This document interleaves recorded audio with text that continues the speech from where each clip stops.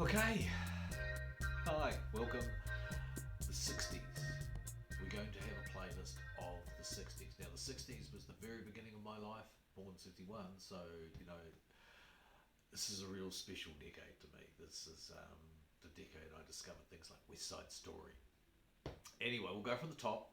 This decade is all about 1960 through to 1969, and we'll deal with some world musical events. Woodstock has to be mentioned.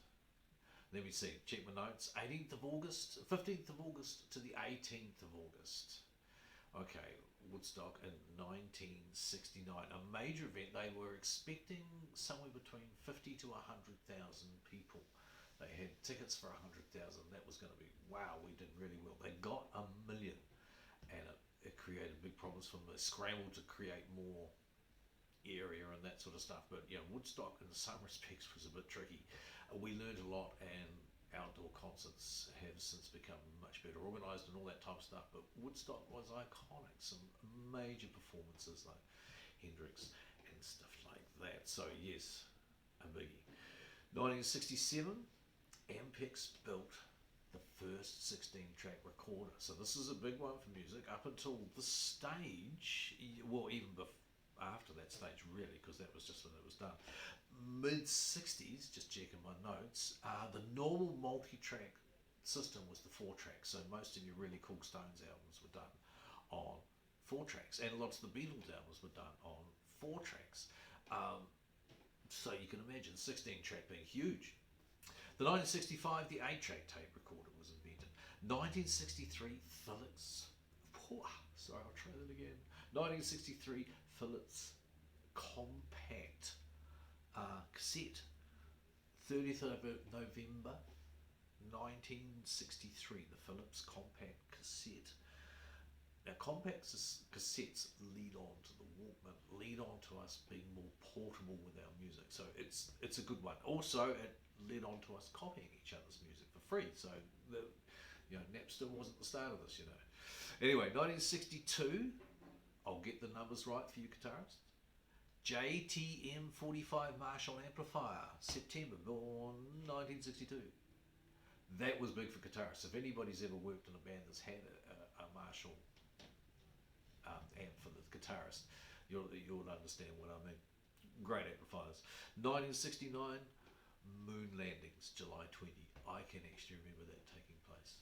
So awesome. I was 8, so I always thought they were going to do it. There was never a doubt in my head that things could possibly go wrong. Of course, you watch the documentaries and look back on the history now, you know it was pretty close.